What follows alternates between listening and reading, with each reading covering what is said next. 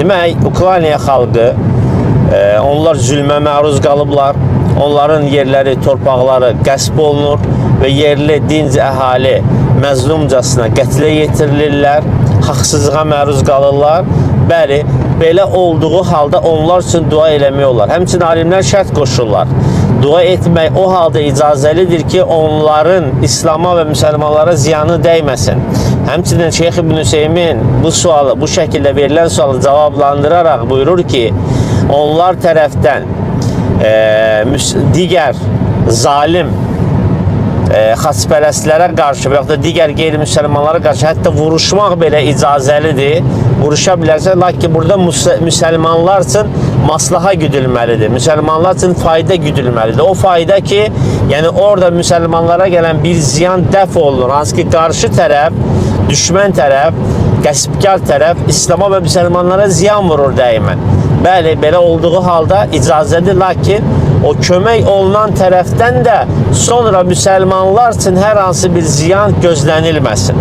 Belə olduğu halda məzluma, zalimə qarşı kömək eləmək icazəlidir. Hətta onlarla bir yerdə vuruşmaq belə icazəlidir, nəinki onlara dua etmək. Hətta onlarla bir yerdə vuruşmaq belə icazəlidir, nəinki onlara dua etmək. Bugünlər bəzi insanlar danışırlar ki, filan kəs maşın sürə-sürə fətva verir. İkincisi deyirlər ki, göyə Ağalı qardaş deyib ki,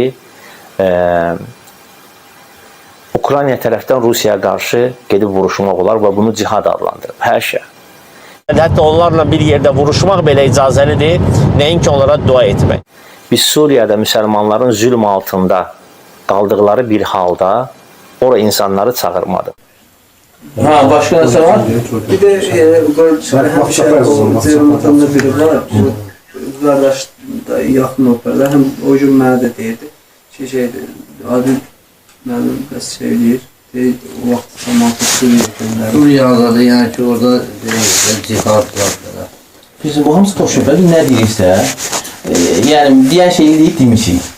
Deməyən şeylər, deməmişik. Yəni o yalanlar, o vaxtı bilim çıxanda, bax Şeyx Rüheydan, bir çox şeyhləri cihad, bir çox şeyhləri cihad, bir çox şeyhləri cihad. Biz alimlər deyənsimiz kimi ki, bu var. Amma sonra görürlər ki, bu başqa söhbətdir, yəni deyirlər yox, fitnədir. Deyəndə demişdik ki, cihaddır və deyəndə fitnədir. Deyəndə demişdik ki, cihaddır və deyəndə fitnədir. Deyəndə demişdik ki, cihaddır və deyəndə fitnədir. Və həmçinin, həm Şeyx Rüheydan və hətta deyilmişdik ki, birinci üçdən ikiniz qırılsanız da, yəni millətin üçdən ikisi qırılsa da yenə vuruşmalısınız. Və hətta deyilmişdik ki, birinci üçdən ikiniz qırılsanız da, yəni millətin üçdən ikisi qırılsa da yenə vuruşmalısınız. Çünki başqa söhbətlər var orada, ona görə olacaq konkret fətva verilmişdir. Çünki başqa söhbətlər var orada, ona görə olacaq konkret fətva verilmişdir. La a'rifu hizbiyen la yakzib. Bütün hizbiler yalancıdır. Bütün hizbiler seleften başka bir əqidəyə, bir mənhəcə nisbət olunanlar yalan danışanlardır.